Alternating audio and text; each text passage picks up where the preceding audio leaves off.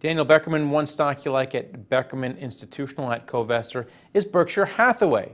Now, Buffett's stock is down around 12% so far this year. The S&P is down 3%. So he's underperforming not just so far in 2015, but also over the past 5 years. Why do you want to stick with him?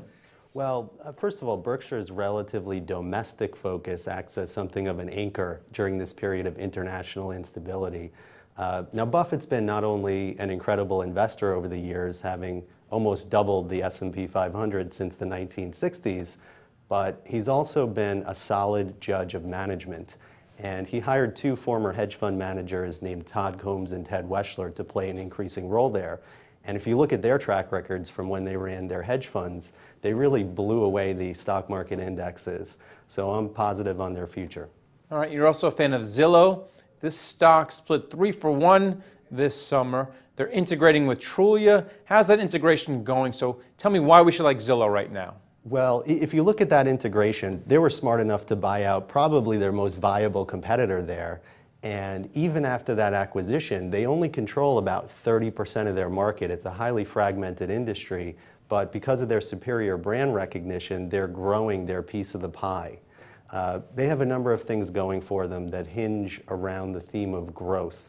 They are more than doubling their revenue every 2 years. They are a direct beneficiary of this trend of real estate advertising moving online, and they're going to ride this demographic shift of tech-savvy millennials getting to an age where they're going to start to search for their first home. All right. You are also positive on the Greenbrier Companies. They make railroad cars. This stock's having a tough ride so far in 2015, down 28% year to date. Is it something specific to the Greenbrier, or is it just worries about the global economy? Well, or a little bit of both, perhaps. Well, look, I view this company, there's perceived exposure to the energy industry, but that is not their primary business. They make rail cars. I view this company as like a diamond that's been thrown in the garbage. They trade at a price-to-earnings ratio of 8, high profitability, consistent revenue trends. The market capitalization of this business is less than half of 1 year's revenue.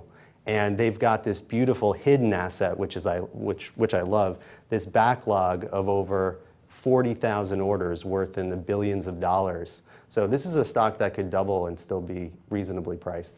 And then finally, you're a fan of Spirit Airlines. This stock's down 30% this year. A lot of worries that some of the bigger airlines are muscling in on its territory, because one would think that it would be doing great with low gas prices. So tell me what's going to save Spirit Airlines, because save's the ticker, I'm pretty sure. That's great, yeah. Well, I don't want to understate what you just said there about oil prices. Fuel is their #1 input cost, so these low prices is a massive tailwind for them. Spirit, like you said, ticker is save. People love to save money. They have the highest occupancy rate amongst the major airlines because they're a disruptor. By unbundling the airline ticket, they charge these low fees, they get more people in the planes, and then they can charge for these add-on services, which they make a ton of money from. It was over $700 million last year. Forward PE ratio in the company is 10, high profitability, 20% annualized growth.